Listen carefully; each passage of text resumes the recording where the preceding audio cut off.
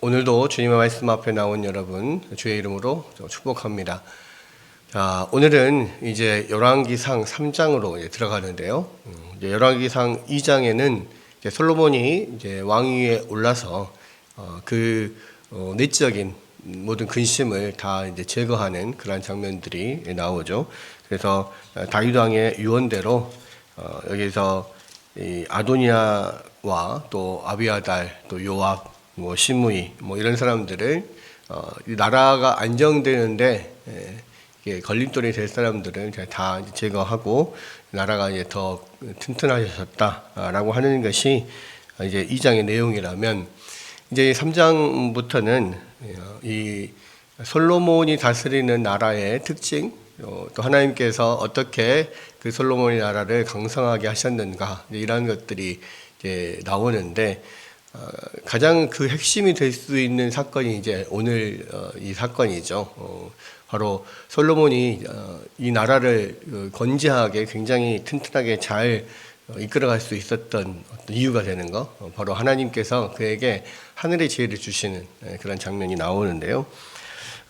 오늘 보면 이제 3장 1절에 솔로몬이 애굽 왕 바로와 더불어 혼인 관계를 맺어 그의 딸을 맞이하고 다윗성에 데려다두고 자기의 왕궁과 여호와의 성전과 예루살렘 주위의 성의 공사가 끝나기를 기다리니라라고 되어 있습니다.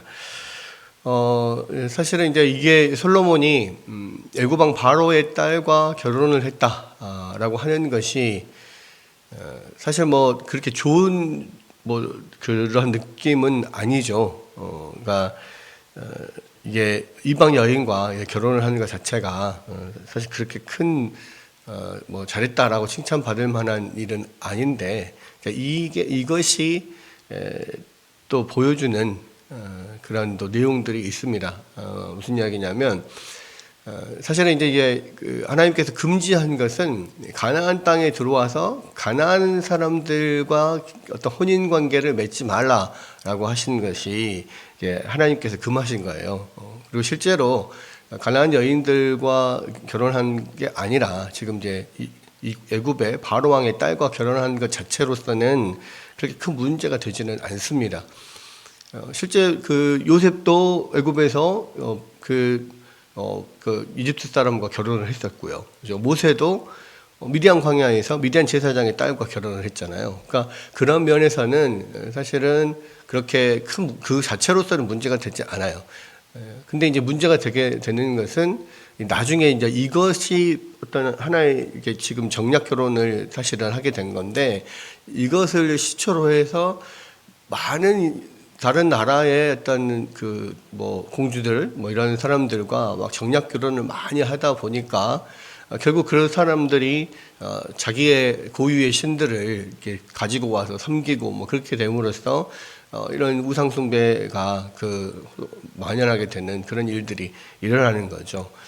그런 면들이 이제 문제가 되는데, 지금 이 열왕기상 3장에서는 그런 부분에 대해서 그렇게 부정적인 어떤 느낌으로 지금 그것을 기술하지는 않습니다.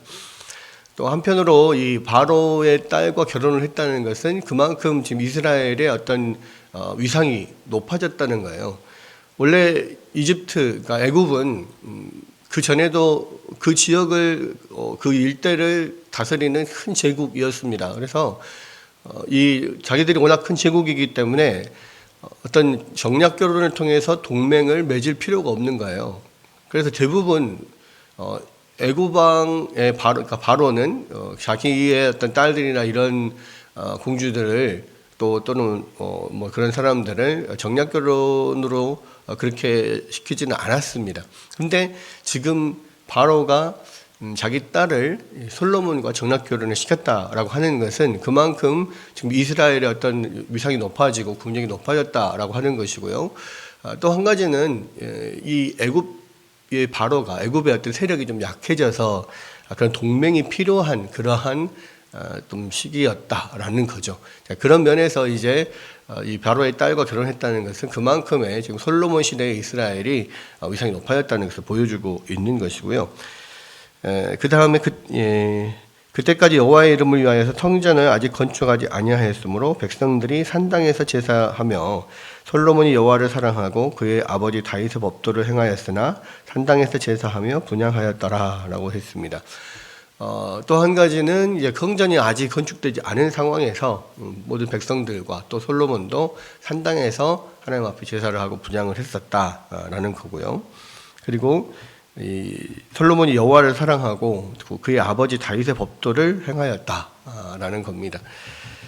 그러면서 이제 4절부터 이제 솔로몬이 산당으로 제사를 드리러 가는데 특별히 이제 기브온 산당으로 갔습니다. 왜냐하면 여기 보니까 기브온이 산당이 컸다 그랬어요. 그래서 산당이 크므라 솔로몬이 그 제단에 1,000번제를 드렸더니, 그러니까 이제 1,000번제라고 하는 것은 번제를 1,000번 드렸다 이 말 아닙니다. 번제를 날마다 드리는 번제를 1,000번을 드린다 하면 벌써 3년이 지나는 건데 3년 동안을 거기서 계속 먹고 자고 하면서 왕이 나라를 다스리지 않고 그렇게 그곳에서 3년 동안을 거하였다. 사실은 그렇게 하기 어렵죠. 이 상황이 어떻게 그렇게 하겠습니까? 이 말은 이제 1,000번제라니까 번제를 하나님 앞에 1천 마리의 제물을 하나님 앞에 올려드렸다는 것이고, 특별히 이제 이거 여기서 번제라고 말을 하지만 이게 하나님 앞에서 매번 드리는 상번제를 말하는 게 아니고 하나님 앞에 이제 그 제물을 드려서 온전히 태워서 하나님 앞에 드리는 아마 화목제를 드렸을 것이다, 이렇게 학자들은 생각을 합니다. 어쨌든 이 1,000번제라고 하는 것은 한 번에 1,000마리의 제물을 하나님 앞에 올려드렸다는 거예요. 그러니까 그렇게 올려드려야 됐기 때문에 산당이 커야 되는 거죠. 그 제단 자체가 1,000마리를 다 드릴 수 있을 만큼의 그런 규모가 있어야 되고, 아무래도 하루아침에 이것을 하루에 다 이렇게 드리지는 못했을 것 같아요. 적어도 며칠 동안을 이 하나님 앞에 이제 1,000마리 번제를 드려야 됐을 것 같고, 그렇기 때문에 사실은 거기에서 솔로몬이 거기서 잠을 자면서 꿈을 꿀 수가 있었던 거죠. 하나님께서 그래서 꿈속에서 나타나셔서 네가 무엇을 원하느냐 이렇게 말씀하시는 것들을 그는 꿈을 꾸게 되는 겁니다. 어쨌든 그렇게 이제 1,000번제를 드렸더니 밤에 여호와께서 솔로몬의 꿈에 나타나셔서 네가 무엇을 원하느냐, 내가 너에게 무엇을 줄고 오늘 구하라, 그렇게 이야기를 했는데 솔로몬은 뭐라고 대답했습니까? 이르되 주의 종 내 아버지 다윗이 성실과 공의와 정직한 마음으로 주와 함께 주 앞에서 행함으로 주께서 그에게 큰 은혜를 베푸셨고 주께서 또 그를 위하여서 이 큰 은혜를 항상 주사 오늘과 같이 그의 자리에 앉을 아들을 그에게 주셨나이다. 나의 하나님 여호와여 주께서 종으로 종의 아버지 다윗을 대신하여 왕이 되게 하셨사오나 종은 작은 아이라 출입할 줄 알지 못하고 주께서 택하신 백성 가운데 있나이다.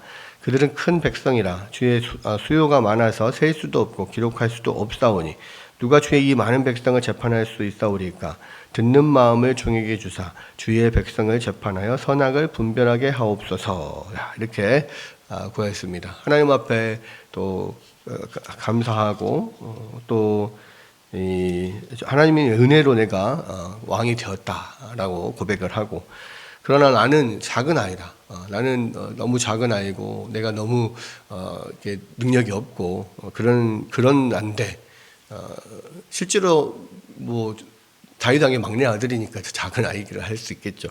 어쨌든 정말 내가 이 어린 나이로 왕위에 하나님 은혜로 왕위에 올랐는데 이스라엘 백성들은 이렇게 많고 내가 그 사람들을 잘 다스릴 수 있을지 모르겠습니다.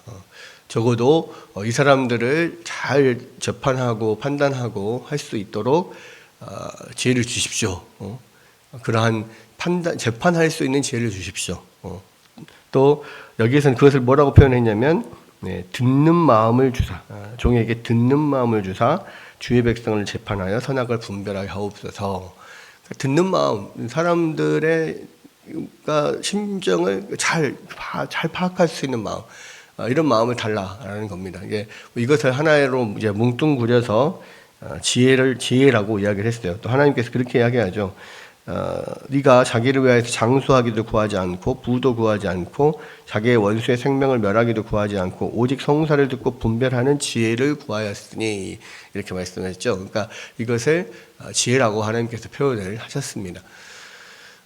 솔로몬이 이제 그것을 이제 구하였고 하나님께서 이제 그것을 기뻐하여서 그 지혜도 줄 뿐만 아니라 네가 구하지 않은 영광과 부귀도 네게 주겠고 네 앞에도 네 뒤에도 그런 지혜로운 왕은 없을 것이다. 이렇게 이제 이야기를 하십니다. 여러분 여기서 우리가 이제 생각을 할 때 그래서 지혜가 가장 좋다. 하나님 앞에 꼭 지혜를 구해라. 뭐 이런 식으로 이야기를 하는데 여러분들 그 지혜와 우리가 생각하는 지혜가 좀 다릅니다. 무슨 이야기냐? 우리가 지혜를 구하라라고 했을 때는 뭔가 공부를 잘 할 수 있고 또 무엇이든지 지혜롭게 행할 수 있고 막 이런 여러 가지 그런 지혜를 생각을 해요. 그런데 지금 이 솔로몬이 구한 지혜는 자기를 위한 지혜가 아니에요. 그렇죠? 왕으로서 이 백성들을 잘 다스릴 수 있는 왕으로서 백성들의 어떤 그 마음을 잘 알고 듣는 마음이라 있잖아요. 잘 알고 그것들을 잘 이렇게 지도할 수 있고 처리해 줄 수 있는 그러한 왕으로서의 필요한 지혜를 지금 이야기를 한 겁니다. 그러니까 하나님께서 너를 위해서 구하지 않고 나라를 위해서 구했으니 내가 이 모든 것들을 너에게 더해주겠다라고 이야기를 한 거예요. 그래서 많은 경우에 이제 우리가 지혜를 구한다라고 했을 때는 자기 자신을 위한 지혜라고 생각하는데 그렇지 않습니다.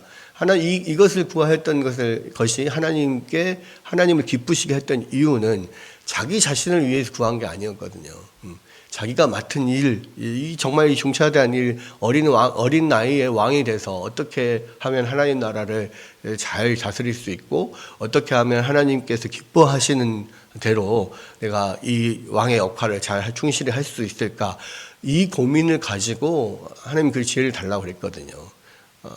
여러분, 그래서 내가 생각하는 나를 위한 지혜 이런 구한 게 아닙니다. 하나님이 그것을 기뻐하신 게 아니에요. 그래서 지혜가 가장 좋다, 지혜를 구하라라고 했을 때, 자기 자신을 위한 게 아니라, 하나님을 기뻐하시도록 하기 위한 어떤 지혜, 또 자기에게 맡겨주신 것을 잘 감당하기 위한 지혜, 이것을 구하였기 때문에 하나님이 기뻐하신 거죠. 우리도 마찬가지입니다. 그러니까 예수님께서도 그렇게 이야기를 했잖아요. 그러니까 오직 그의 나라와 그의 의를 구하라. 그리하면 이 모든 것을 너에게 더해 주시라. 라고 말씀하신 게 이제 바로 이것입니다. 우리가 이 세상을 살아가면서 어떻게 하면 하나님을 기쁘시게 할 수 있을까? 하나님께서 맡겨주신 사명을 잘 감당할 수 있을까? 하나님께서 나에게 맡겨주신 것들, 내가 그것을 어떻게 하면 잘 해서 사람들을 섬기고 하나님을 섬기고 하는 일을 잘 할 수 있을까? 여기에 관련된 것들을 하나님 앞에 구할 때 하나님 기뻐하시고 더 많은 것들을 또 우리에게 구하지 않은 것까지도 더 부어주신다라고 하는 겁니다. 또 한편으로는 그런 생각을 합니다. 그러니까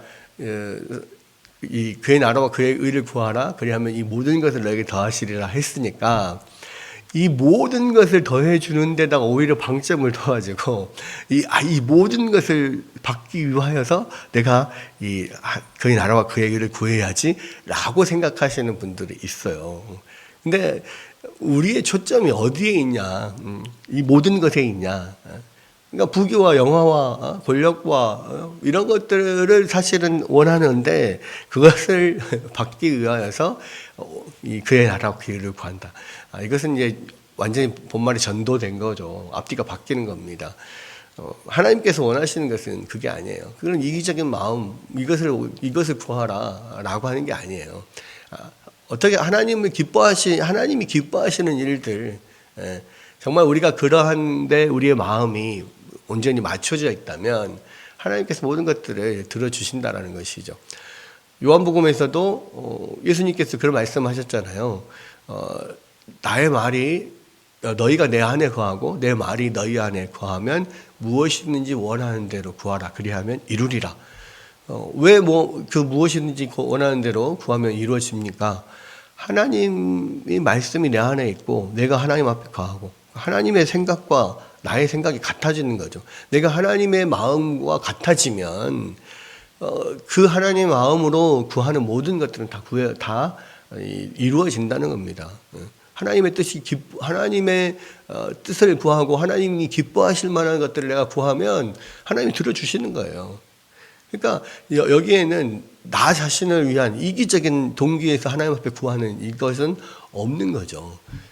여러분, 그래서 기도 응답이 100% 되는 방법, 우리의 마음이 하나님의 마음과 같아지면 됩니다. 하나님의 뜻을 구하면 돼요. 하나님 기뻐하시는 것들을 구하면 그것들을 통하여서 우리 가운데 하나님께서 놀랍게 역사하실 것이고 또 우리가 구하지 않은 것까지도 하나님께서도 또 주십니다. 오늘 솔로몬이 이렇게 하나님 앞에 또 자신이 맡은 역할, 왕으로서 역할을 잘 감당할 수 있도록 지혜를 달라고 기도했을 때 하나님께서 기뻐하셨고 또 그만한 또 능력을 주셨습니다. 그리고 이제 그 이후에 나오는 여러 가지 이제 사건들이 하나님께서 주신 그 지혜가 얼마나 참 하늘의 지혜가 얼마나 큰 지혜인가, 얼마나 지혜로운가, 그가 어떻게 그렇게 지혜로 그렇게 백성들을 다스렸는가 이런 것들을 보여주는 거죠. 오늘 이 말씀을 가지고요, 또 오늘 우리 가운데 정말 구해야 될 것은 우리 가운데 맡겨주신 이 일들을 하나님의 뜻대로 잘 감당할 수 있도록 하나님 나에게 지혜를 주십시오. 특히 듣는 마음, 하나님의 마음을 아는 듣는 마음, 또 사람들의 마음을 아는 듣는 마음, 이런 마음들을 주셔서 또 우리 가운데 주신 귀한 일들을 잘 감당할 수 있도록 인도하여 달라고 기도하는 오늘 하루가 되었으면 좋겠습니다. 그런 은혜가 여러분과 함께 있기를 주의 이름으로 축복합니다.